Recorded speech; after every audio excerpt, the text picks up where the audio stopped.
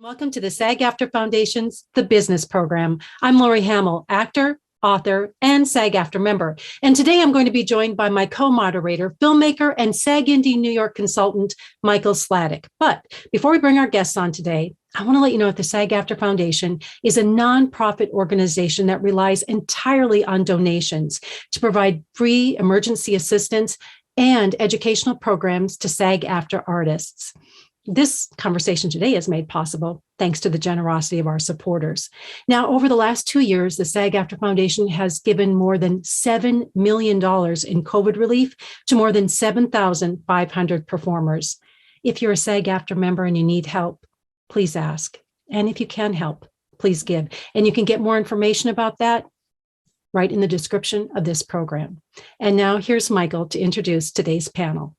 All right. Hi, everyone. I'm Michael Sládek, as Lori mentioned. I'm a filmmaker as well as a New York consultant for SAGindie, which is an organization that helps bridge the gap between low-budget independent filmmakers and SAG-AFTRA. So this is our third Zoom panel in a series of Zoom panels on short filmmaking. Week one, we focused on the development process. In the second week, we covered pre-production and production. And this final week, we'll be discussing post-production and distribution, including film festivals.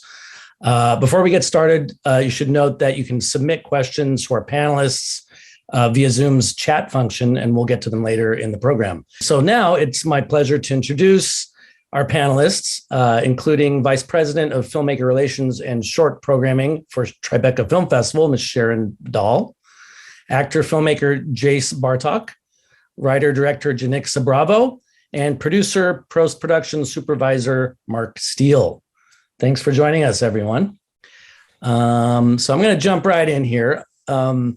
Before we get into kind of like nuts and bolts stuff, I want to ask first Mark and then Sharon to kind of explain their what they do in terms of what a post-production supervisor does. Mark is also a producer, but I want to kind of clear up any doubt about what a post-production supervisor does. And then it might seem obvious to people what a film festival programmer does, but I'd like to hear it from Sharon's mouth so we can be sure what we're talking about. I think we understand what filmmakers and actors do, but these are a little more esoteric sort of positions. So maybe Mark, do you want to go first?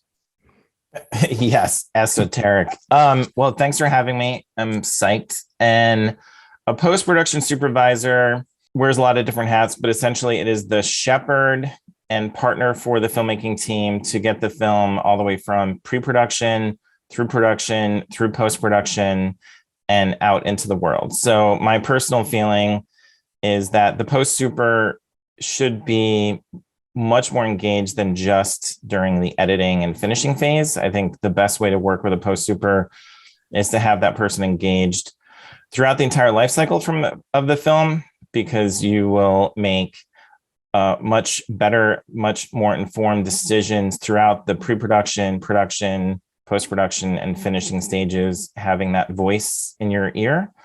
And then if you do have a film that has the luck, privilege, winning the lottery moment to go out to festivals or even beyond, that partner in your post-super is going to help you not just deal with the technical deliverables, but also navigate the world of paperwork, legal delivery, getting yelled at because your music license doesn't have indemnity language, and, basically support you all the way through your film ending up on Netflix and Apple and festivals. Okay. Sharon, you want to take a bat at it? Yeah, sure. Thanks. Well, a film festival programmers are the people at the festival that actually select the films. And how and why and where a programmer selects a film depends on each particular festival. I'm lucky in that I spend most of the winter watching submissions, different festivals. Programmers, unfortunately, spend summers watching submissions. But in the end, it's our job to select the best films for our festival. And every festival, again, has a different audience and a different kind of programming methodology. So helpful. And I just want to ask you something just very quickly, Mark. As far as being a post-production supervisor and talking about that person being with you all the way through your process of making a short film, how does that differ from, like, if you're bringing on a producer who may be someone who will work earlier, but you're saying as the post-production supervisor, you should be in on it from the very beginning, right? How might that be different than like someone saying, who do I need on my team? And I have a producer, but not necessarily a post-production producer on the very beginning. Well, I think, we don't need to overstaff the team as long as that job description is being done. Mm-hmm. So if it's a producer with that mindset, or, even the director has that mindset, as long as the job is being done, then that's great. And so I would say how a post-production supervisor would be engaged at the beginning, or at least the questions that would be asked are, beyond just, what editor, who's my editor? It's how am I going to shoot this film? How am I going to edit the film?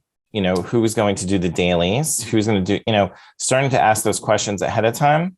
And be there through the end. So in the case of a short film where, you don't really need to have 100 people on set, or, as long as that job is being done and the questions are being asked, and looking at workflow, looking at, paperwork, business affairs, legal clearances, this is a SAG panel. So is the paperwork being done properly? All the way through so as long as the questions are being asked at the beginning, then, I don't think you need to have a dedicated post super. And in the case of a short film, just having somebody engaged at the beginning to help you ask the right questions and or just to make sure that the team knows what's going on, that's fine. That sounds great. Thank you for that clarification. It really helps. Okay. So for the filmmakers, either Jayce or Janicza, what's your favorite part of the post-production process, and what's your least favorite part? I would say the edit. I think the editing process is just fascinating because there's so many options, and it's such a, it's where the film really gets made. They always say, like, the film gets written, it has 3 lives, right? It gets written, 1 life, it gets shot, another life, and then it gets edited, and that's like its 3rd life, So I like the editing process a lot. I concur. Yeah, I think that, the edits where you get to do the final rewrite of the film. And so that's pretty awesome. I mean, I don't always like that process because it's a bit of revisiting where things maybe didn't go right, or it's like, like Jayce was saying, I think at each stage you divorce some element of the work. And so by the time you're in the edit, it is the final, it's what you actually have. It's no longer the sort of blue skies, right? So it's actually sitting with that material, which I think can be emotional and sort of painful. And also amazing because you're going to finally get to the thing, right? But I find that it could take a while to get to the place where it starts to actually feel good. That's great. Definitely.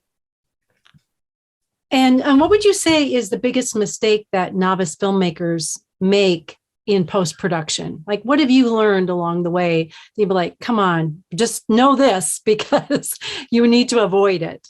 Sound is always overlooked. And I feel like it's the telltale sign of like a first film, or, I mean, there's so much emphasis on, right, the image, right, the actors, finding a location. But I think sound is like really overlooked. And I feel like sound men and women are amazing technicians. And I always find on our small budgets for short films, they're the ones that get paid the most, because they're like, they know, you need good sound. So I feel like in post too, that's the time where you're like, oh my God, what happened here? Like the wireless lav on this actor they're wearing a wool coat and there wasn't a boom and it's like unusable. I feel like that's the one for me. Janicza? What do I feel gets overlooked?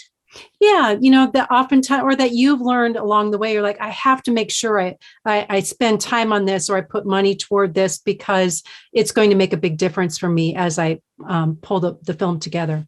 I always ask for more time. I think to me, it's an issue of like Jay said, the sound gets paid the most oftentimes. I mean, and we're talking the most like where zero, $500. a lot of people getting paid zero. And so you have one person getting paid 500 and you're like, wow. So I made like 8 short films before I made my first feature. I figured out sound was important from my very first job because so many people were working for nothing and sound didn't work for nothing. So I was like, that means something. If I can't get them to work for free, it must mean something. But I found that time seemed to be the thing that I had to instill as the thing that I fight for the most in the post process, just because it just takes a while to get to it, or it can take me a while to get to it, right? And I don't work super well with limitation unless it's like the limitation of shooting is different. That like part of my muscles, I can engage them. But when there's that clock around like having to deliver a film or a cut, I find that to sometimes get in the way. It's sort of like writing on a deadline. It's not necessarily how those ideas come to you, right? You can sit at the computer every day and you can tell your hands or your brain that there's this deadline, but it's not exactly how that flow works. Great. Well said. And I would also add collaboration, right? As Mark was saying, the team you surround yourself on the post side, right? Like the team that you use on your first film, hopefully you will use on your second team, your editor, your sound mixer, your post-production supervisor, if you can afford that person, or if it's your producer, your colorist, who also may be your editor, right? All those people, your editor may end up doing all these things that, split out, as Mark and all of the panel knows, would be all these other line positions, but it may just be the editor in their bedroom, like coloring your film and sound mixing your film. But all those people, like hearing that their opinion and their collaboration and trusting that team, that what they can bring to it to improve your film and master it, right? The post is tying up all the legal, tying up all these things, killing your babies, as Janicza was saying, okay, this is it, this is really it, but it's also the mastering, the polishing, like the refining, you know what I mean? Like when you see color come into a film that was shot, is there a DP here where it's shot like it on log, where, everything's shot log now, where nothing's really lit anymore, and they add everything later and you're like, oh my God, like all those polishing things are where you rely on your collaborators and their skill set, which is so technical. You know what I mean? Like coloring a film, like mixing a film, like taking like noise that wasn't supposed to be there and removing it, all those things, scoring a film, they're all such specialized fields. And they all come to the director and the creative team, but they all go off and do their thing. So I think trusting that collaboration is really important. Right. For all of you, for any of you who care to answer this, so given the limitations of shorts, obviously for mostly finance, what post-production positions, what jobs would you say are the most important versus those who could potentially be rolled into multiple jobs into one position? People don't have tons of money to spend on a big production post crew, let alone a production crew. So is there, how have you seen that you could kind of condense things in post-production? I had never had a post supervisor until I made a feature. Not because I didn't want one though, just because we couldn't afford one. So it ended up being a job that was shared amongst myself and my editor, or amongst myself and a producer, or myself.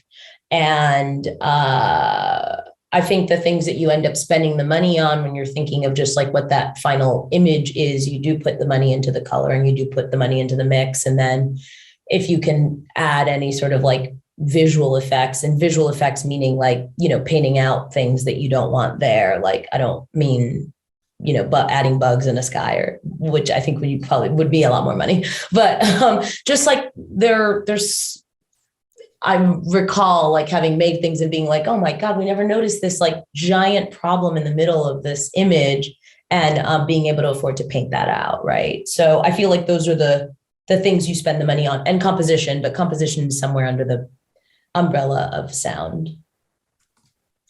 Well said. For me, it's always the editor. I just sort of feel like they're the key, post person, and that a lot of them have the skills that would eliminate other positions from your budget that you can't afford, like your sound mix and your color. They can at least get your film to where it's ready to submit to a festival, as Sharon was saying, and then you could go to a post house, especially if you're in New York, Los Angeles, or Chicago, and sort of come in with your film and say, Sharon programmed my movie at Tribeca. And then, okay. So the Mill or some fancy place will bring their junior colorist or their junior, whoever that works under this huge person that does all these huge shows. And they'll spend a day working on your film, knowing it's going to play at Tribeca or knowing it's going to play, at Sundance, so I feel like to get you to like a not like an almost locked film, the editor for me is that key person. And also, if you can, it's really wise to, it took me a long time to understand that the script supervisor and the editor are like intimately connected. And if the editor can get involved, at least in seeing your film as it's being shot, even coming to set, communicating with your script supervisor, if you can afford a script supervisor and understanding like how you're shooting a scene and what you're missing, I feel like that's where the post process can sort of help the end of your production process. Mm-hmm. I want to say that some of the problems that I see are where the director is, and some of this is financial, some of it is choice, where the director becomes the one-man band on the film. And I really believe that the director needs someone else to edit, because you need another set of eyes. You need that kind of bounce back and forth. And you cannot separate. I can't tell you how many times where I've said to a director, well, it needs to be tighter, and there's a lot of extreme, and the director will say to me, oh, but I remember the day we did that shot, or, oh, but that was a favor we did to somebody to get that location. And that doesn't matter. In the end, when you're looking at the film, you're looking at it to be as tight as possible. And I think it really helps to have an editor to give you a second opinion on things. Great. Mark, is there any ideas of positions that could be squished together in one position? I know that I did a film where my DP ended up doing the color. Well, I guess thinking of it from 60,000 feet, it would be finding a team that is kind of a Swiss Army knife, right? So, don't look for an editor who can't do turnovers, right? So I think it's looking for, a multifaceted team that can wear a lot of different hats. So I guess that's the solution, right? Because in the end, someone has to do the sound, someone has to do the color, but if your editor is a really great editor, but they also know After Effects, or can handle the premix, like we've already talked about, the pre-grading, the premix, that's really the only way to do it, is to find people that can do lots of different things. And because in the end, you're going to have to go to the mill in theory, but having a product that's pretty tight that, I love the idea of taking, films to final frame into the mill and giving people a shot, because they're very open to it. So I think, looking at that core team, looking at what the people on set, and looking at what your editor can bring to the table is important. So if your editor has a line in the sand that says, I only do this, then you're going to have a problem. Great. Sharon, could you talk to us about what you think makes a good length for a short and why? Oh, I'm one of the people that actually is a bit of a rebel on this. I know a lot of people say a short should be under 12 minutes, and I don't agree with that at all. I think a short's running time is totally dependent on its script. The script has to be strong enough to support that running time. So I've programmed narrative films that are, 35 minutes long, and narrative films that are 6 minutes long. I think what is important is that enough time be spent on the script, as much time as possible, to make sure that it's as as meaningful as possible, that every scene serves a purpose, that the ending is satisfying before you even shoot. And so I think different films are for different purposes. If you're making a 35-minute narrative, you're probably not making it for the festival circuit because those are very hard to program. If you're talking about what the ideal time is for film festival programming, the sweet spot for programmers is 12 to 16 minutes. We can kind of, you gotta have a lot of flexibility with that running time, but I am not saying do not make a film over 16 minutes because that's simply not the case.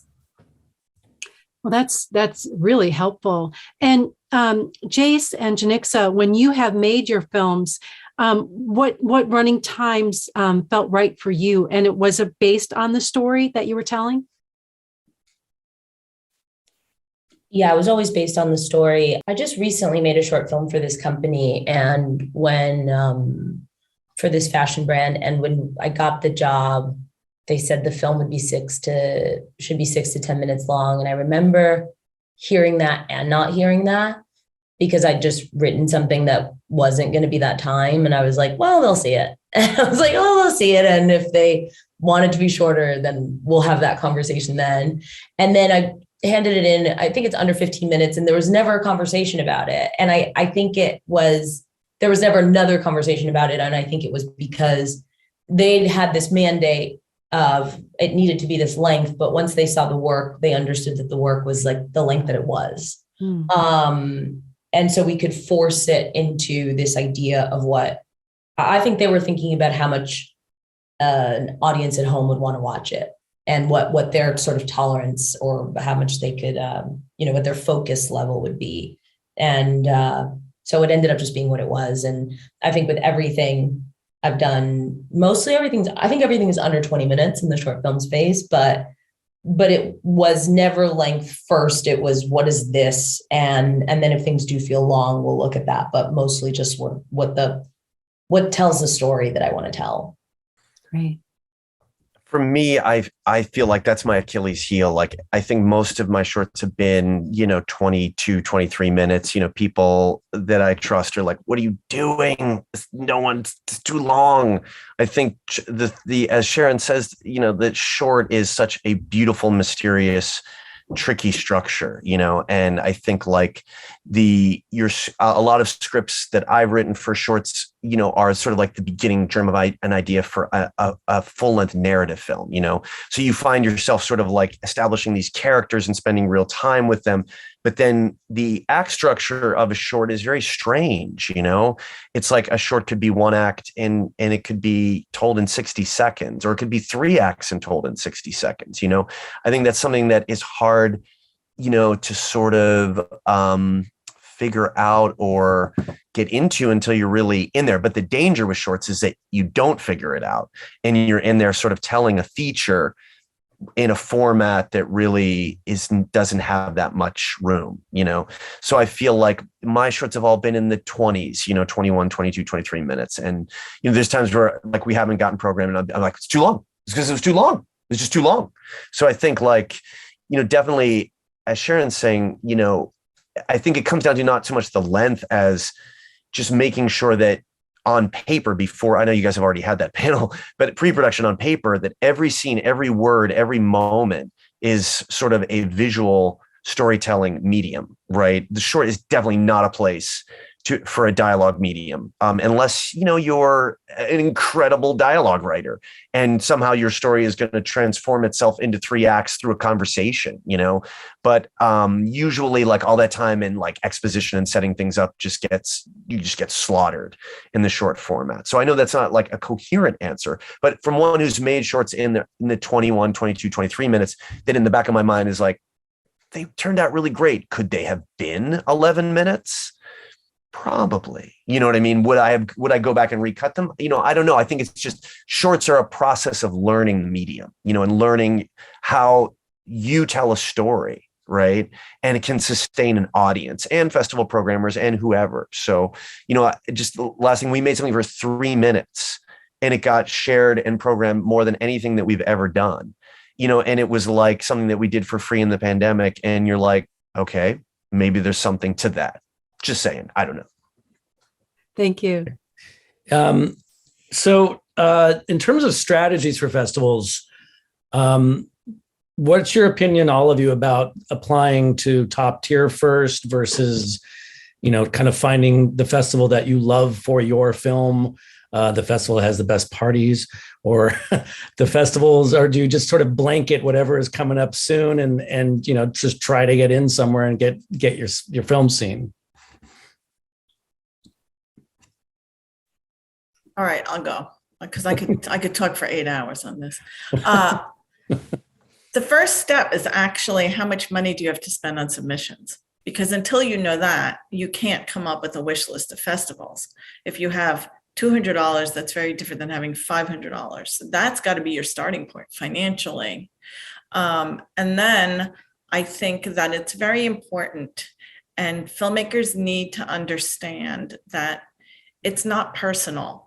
This year at Tribeca, we received over 7,200 shorts. We are programming roughly 55. There are so many films that you love that you can't program because you're dealing with a finite number of slots. And that is what you need to understand. So if you're holding out for Toronto or you're holding out for Sundance, know that it's kind of like applying to college. The most number of applications and the smallest percentage, 1% of an invitation. And that, I think, is very important. I'm not saying don't apply to the big festivals. I'm saying understand that that's your, that's the long shot. And so it's up to you to come up with a wish list of festivals that make sense for your film. I get asked all the time by filmmakers, well, this is what my film's about. What films do you think I should submit to? And I say, you know your film better than anybody else. You think about, where is that audience? Is that audience in Middle America? Do you have a European pacing? Where is your audience? And that dictates what the right festival journey is for you. But sadly to say, it does start out with the money and how much you have for submissions. Yeah, and I think now with Film Freeway and those sorts of film festival submission hubs, there's a festival really for every theme and every kind of film.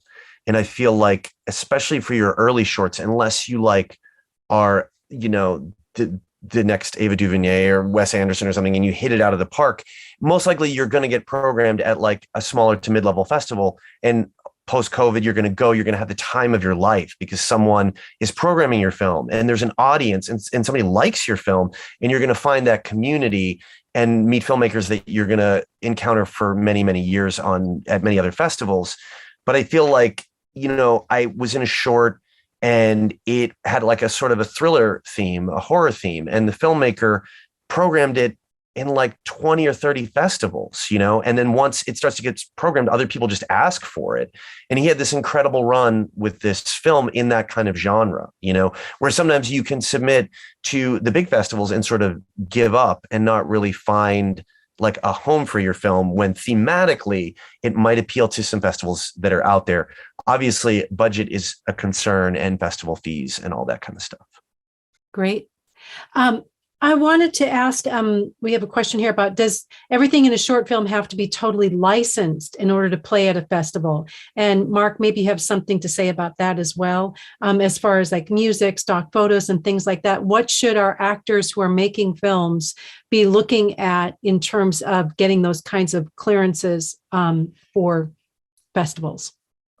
Well, I mean, the easy answer is yes. I think pretty much every festival insists, when you apply, or at least when you're accepted, that you acknowledge that you're going to have everything cleared. But going to a festival is not like delivering to Lionsgate. So, there are things that you can do to save money and time, including, music. You can do festival licenses with people, even stock footage. You can pay the $10, the cheap, Pond 5 license that'll let you go to a festival instead of paying the full Monty for worldwide delivery. So if you're going to dot the I's and cross the T's, I mean, first of all, you're going to sign a document that says that it is cleared. And secondly, there are ways to do it that are, not egregious. Where it gets hairy, and maybe this isn't, narratives or features get into this, feature docs especially get into this murky water with, getting into fair use, which is probably a whole other panel. But, I would advise, always dance lightly with fair use, because, it's fair use is cool, but it's pretty dangerous waters to be wading into.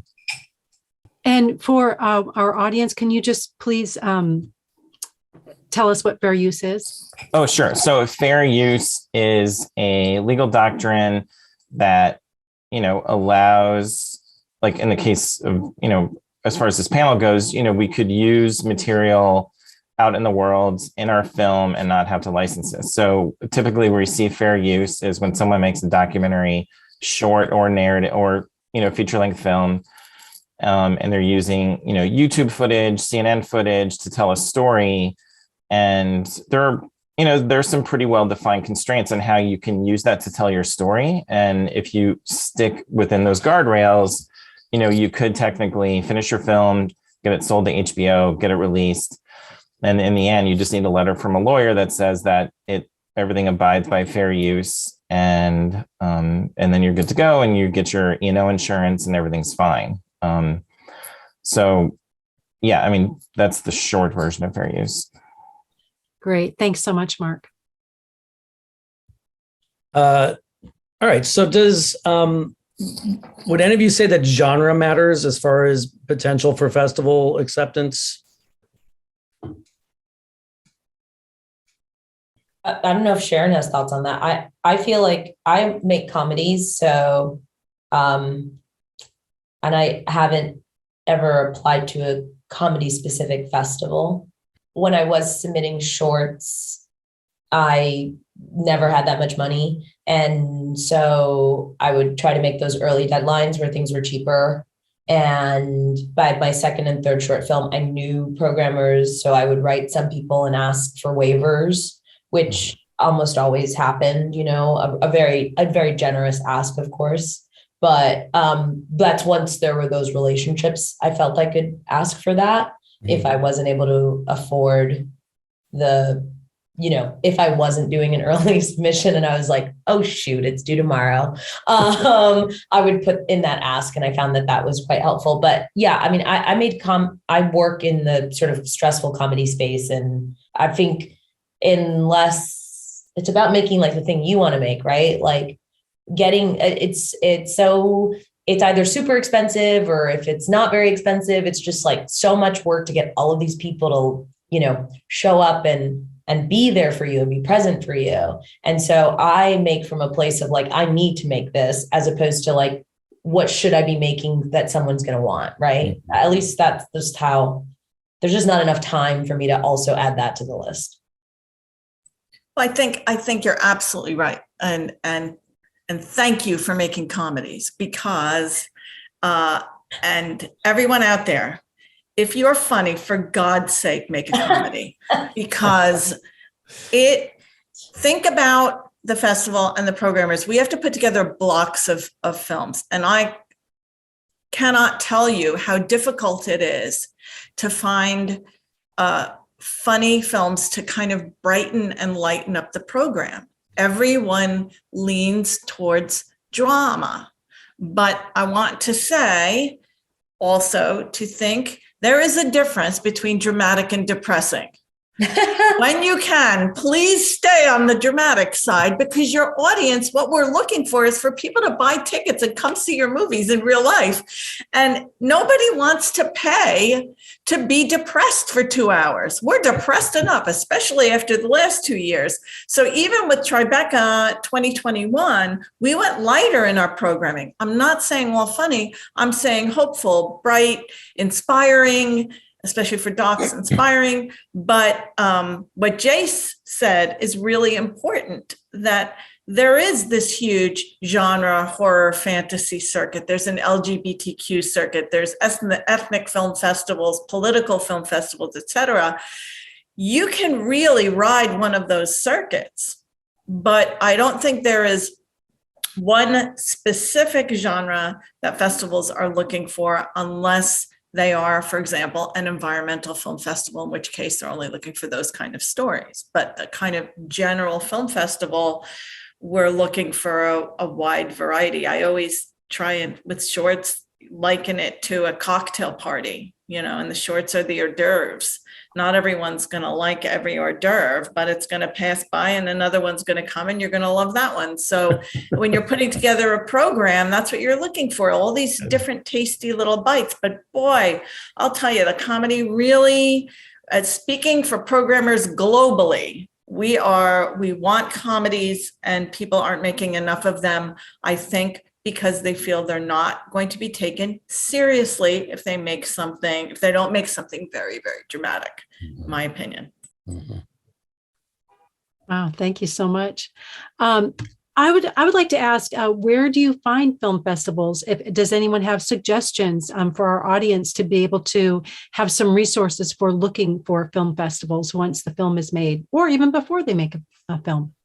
Film Freeway is an amazing, it's a website, and you sign up and you put up your movie and your movie poster and your synopsis, and that allows you to submit to thousands of film festivals. I believe Film Freeway is probably the main, Sharon, am I right? That's kind of the main conduit, I think, for almost all film festivals at this point. Yeah, since Without a Box no longer exists, Right, everybody kind of segued to Film Freeway. A lot of the international festivals, there's also Short Film Depot, but that's really some of the smaller international festivals.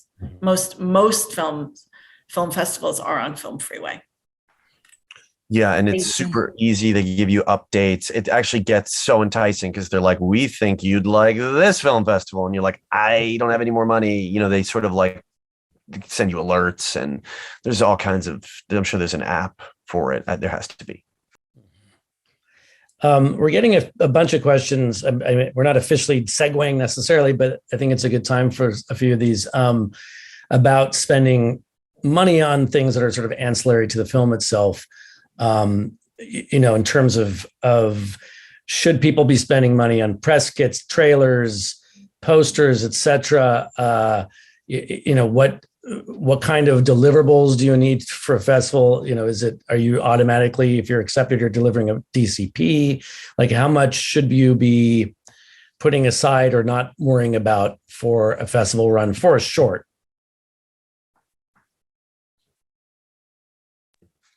I mean, I would say of those things that you said, DCP is super important. I don't know if any festival really screens off of anything that's not a DCP anymore.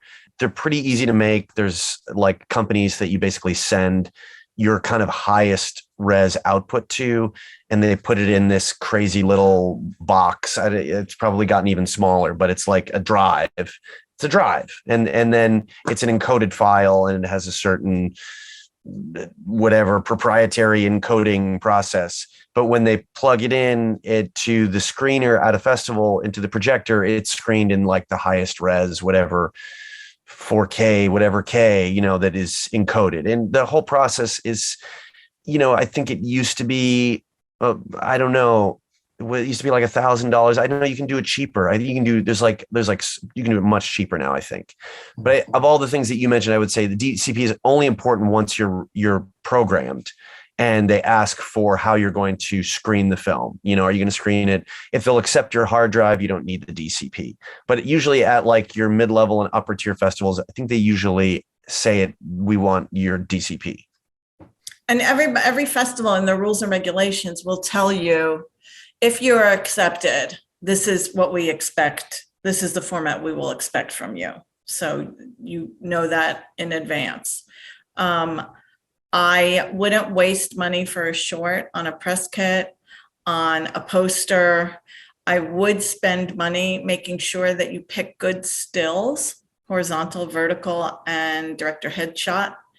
and think about them being really, really tiny in a catalog, because I've actually, and have more than one, have a selection of them, because for example, when we laid out our online catalog last year, I swapped out a lot of the images because I thought, oh my goodness, this is so dark. Like I can't even tell what's in the frame. So I contacted the filmmaker, said, do you have anything else? Because this is not going to look good, tiny in a catalog, online or print. And I think that's really important for a short. I think postcards are really fun for a short film when you're in. They're cheap. You get 500 of them. They have your contact name on them. They have your website on them. They're great.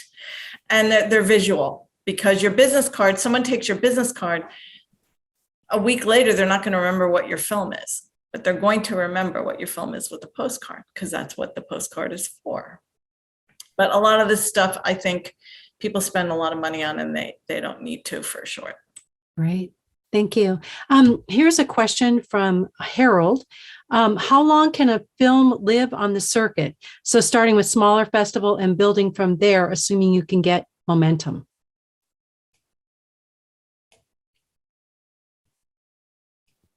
I mean, I was always like a year, but I think things have kind of changed where, there's a little more time maybe than a year. I think also YouTube, stuff like that kind of complicates, but simultaneously helps. We made a short that we submitted to a couple big festivals. And then we were like, you know what? It's for a specific audience. And we put it up on YouTube. Sorry, Sharon. And it got like a lot of views, and it's something that I'm a little older. I was like always opposed to it. It was like very well shot and put together. I was like, no YouTube. But like it is another avenue. There's your audience is right there. So I know that's sort of not the focus of this panel, but I would say a year. But there are some festivals, I think pretty much all of them, that say, hey, if your film's on YouTube, we're not going to program it.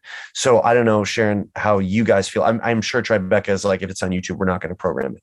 You could speak to that. I think, I mean, for us, every festival is different. I would say most of your major festivals think that online's the caboose on the train, and that's your decision as the filmmaker. If you play a couple festivals and then decide to put it online, listen, there's Vimeo staff pick, there's short of the week. These are all great ways to get eyeballs on your film. And I have nothing against them, actually, but I do caution you to check the festivals you're interested in and find out, so that what you really want to do with all of this, with all these panels and everything, you want to be informed, so that the decisions you make, you understand the repercussions of those decisions. So yeah, for a lot of films, go right online. That's fantastic. And you might gain momentum, and that might be the route for you, which is kind of getting into distribution, I guess. But for other films that want to play the festival circuit and you want to kind of play out that road, you're looking at 1.5 to 2 years max. And after that, the film is a little old. So you want to then you have the option to put it online, but it's your choice. It's your film. Don't feel powerless. Great. Well, segueing straight into distribution.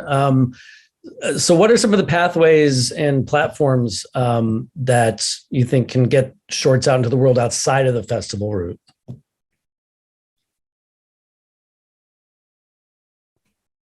Are you saying beyond like YouTube or Vimeo staff pick, beyond that? No, that's part of it. No, that's to get into those, please. Yeah, I'm saying outside of festivals, like where what when we talk about distribution, it's still sort of a new reality that there is such a thing as distribution for short films. So I'm curious what everyone here's experience has been outside of the festival route with shorts. You just remind me, I think I have Sharon's original book on the bookshelf behind me. Did I sign it? No. Maybe. Next time. I still miss you, Mark. I miss you too. Oh, love.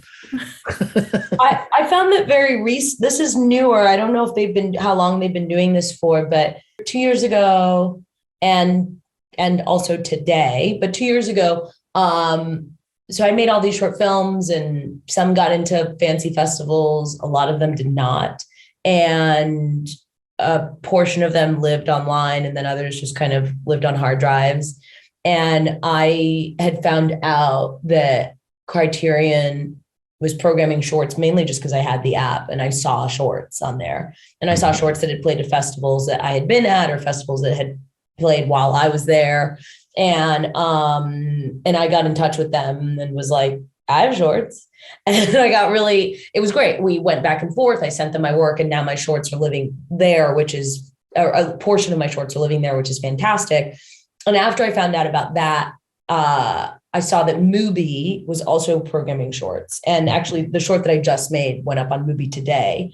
But these did not, I made my first short, I don't know, like 10 years ago, 12 years ago, something like that. That wasn't an avenue then. And you were hoping to get on a Vimeo short of the week. And, YouTube seemed to be like the kind of final destination. So I feel the landscape is changing a bit only because those two places, which to me are really sexy, are options for your work to live. And now you have MTV, you have HBO Max, you have Netflix, you have Hulu, all getting shorts, and Condé Nast and all of their online platforms for their various publications have been acquiring shorts to show as well, and paying. Right. And are they acquiring them out of the festivals or are they acquiring them from some sort of submission process? Festivals, mostly. Yeah. So this idea that maybe shorts could actually pay you back something, that the investment that you're putting in, is that an incentive there? I mean, as far as like when you're fundraising and putting things together, I know that's not this panel that we're talking about, but this idea that in this day and age that we have a possibility of that a short could get something back from, for you, which maybe previously was unheard of. Is that something that is possible now? I mean, that you look at when you're making a short? I think the pay for me is not monetary. The pay or what I think that you could decide to try. I think one could think like that's a place to make money, but I can't imagine it would be amount of money that would be sustainable, really, right? I know also the New Yorker has been buying some shorts. Again, I don't know what they're paying, but I feel like what is the gain for me is getting to work with actors and getting to flex my muscles. I didn't go to film school, so the short film space for me has been so much about like play and learning and a safe space to fail, basically. And so that's worth more than the paycheck. Also, the paycheck's I was like, it's just never going to be. Yes, I got paid a little bit for what went up on Criterion, but it was like laughable what it cost to make those 4 short films, the amount of like emotional cost, right? I was like, I can't, but it didn't matter because I was like, oh my God, they're there, right? It was like, all of them had been rejected from like festivals that I'd already played at and had relationships at too. So they were like the emotional strain of having made those, paid off with that. That's great. I'm glad to hear it. Yeah, so well said. I think it's true. A short, like, I guess it's your first step. So you have to be passionate about it and you're trying to sort of formulate this idea on film. And I think seeing it reach its audience, is the currency, right? I mean, that just brings me back to YouTube, Vimeo, wherever you're putting it up. Like, how can you reach an audience with your idea? I think to me, that's really the most important aspect of the distribution for a short. Obviously, for it to get programmed and for you to get seen by people that can give you more opportunities, right? That's like your primary goal, right? You want to tell a story and get more opportunities to have more access to people like Mark on your film, where you can afford bigger budgets and do bigger things. But I think reaching the audience is sort of like your prime goal for distribution. Also, as our attention spans have decreased in places that you wouldn't have thought there would be a desire for short films, airlines are booking short films now, and those are paid. I also think that you shouldn't give away your work for free.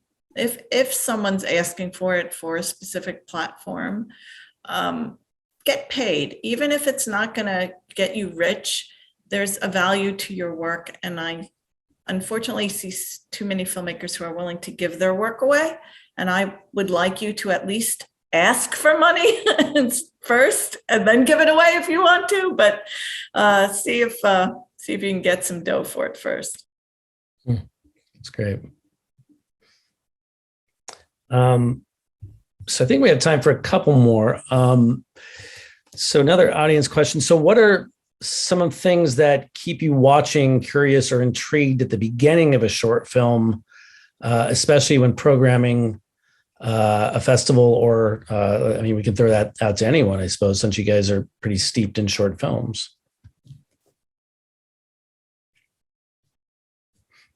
Can you ask the question again? Yeah, the person asked, what are some of the things that keep you watching from the beginning of a short film? I guess it's kind of a question of like what grabs you at the beginning? Is there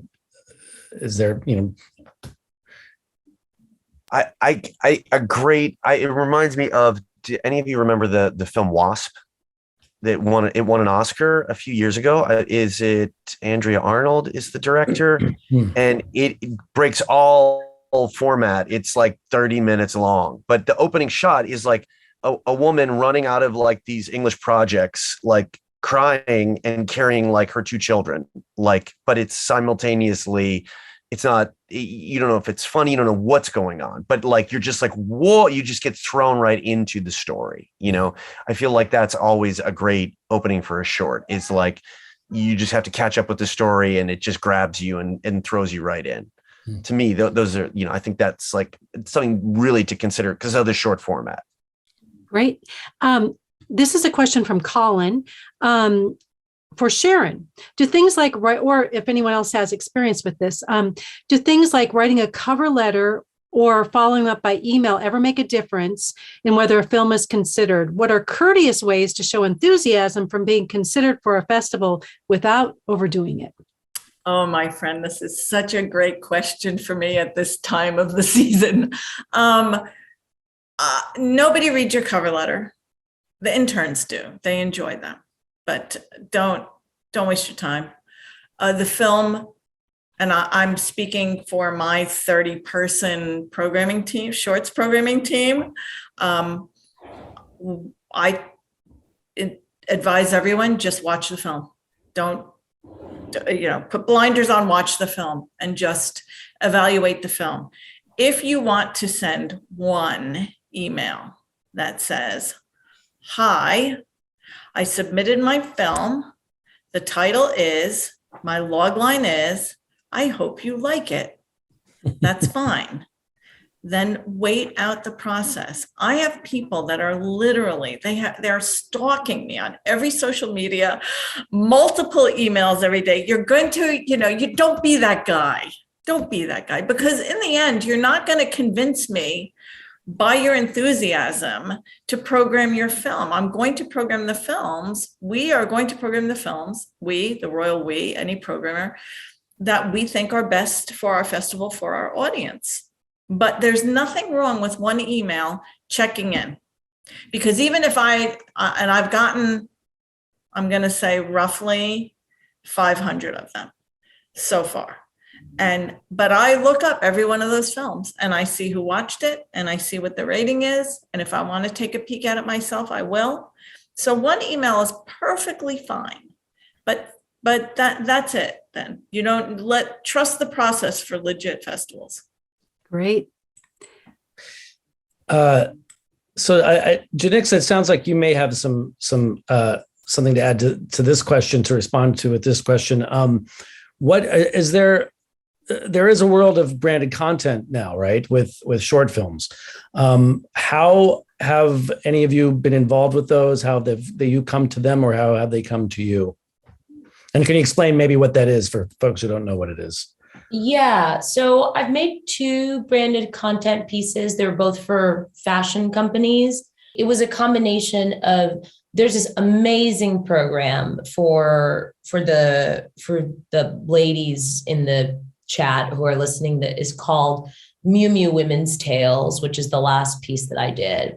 And they've made 23 of them. I made their 23rd film. And what's radical about getting to work with them, it is a bit of a selection process, but I think you can also put yourself in front of them. I don't know that they want me to say that, but I did.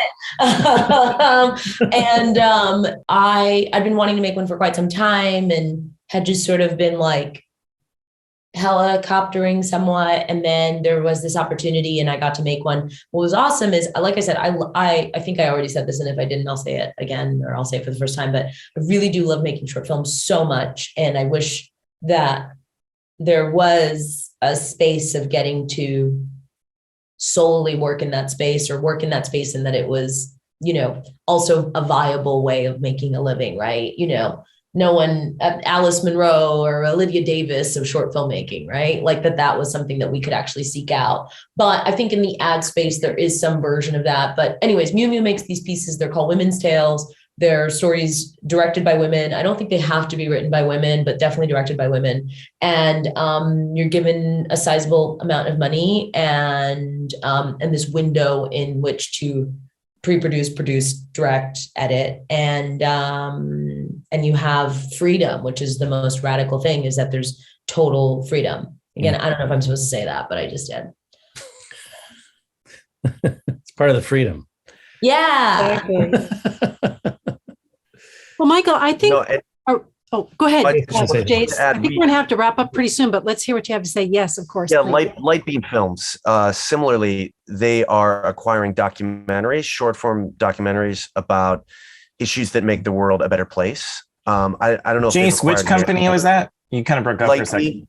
Light Beam Films. And we just got commissioned and we made a smaller budget, but we made a short documentary for them. And the film that I had mentioned earlier that we made for free, they acquired, so they're looking for content. I know that, this isn't so documentary focused, but Light Beam Films. And they're now the film that they commissioned from us, they partnered with an eco-conscious brand, that was able to sort of co-fund it. But, that is something that is like, whoa, wait, somebody's going to pay to make a short piece of content, with a decent small budget, but, so that's also a place to look up. That's great. And just to add to that, I do know some people in filmmaking and ad world that have started essentially branded content companies. Like there's this guy, Jesse Rossler, who's based in Minneapolis. I think he even won a Tribeca prize a couple of years ago. He started a company called Credo, which was an offshoot of an agency he had started. All they do is high-end elevated branded content for, brands that, it fits their mission. And so I know more and more companies are doing it. If, they're getting momentum and they're really lucky that brands are giving them money just to, give them the freedom to go do what they want. Mm-hmm. Great. Excellent. Such great information today. Thank you all so much for everything that you brought for our audience and filmmakers to be. Those of you who had questions that we didn't get to, sorry about that. There were a lot of questions, but that's kind of what we've been dealing with the other two panels that we've been a part of. Thank you so much for everything that you brought to the table for us today.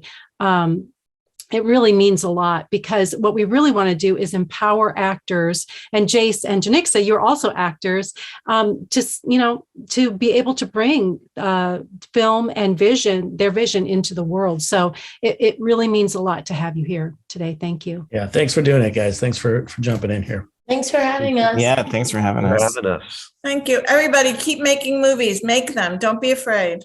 Indeed. Here.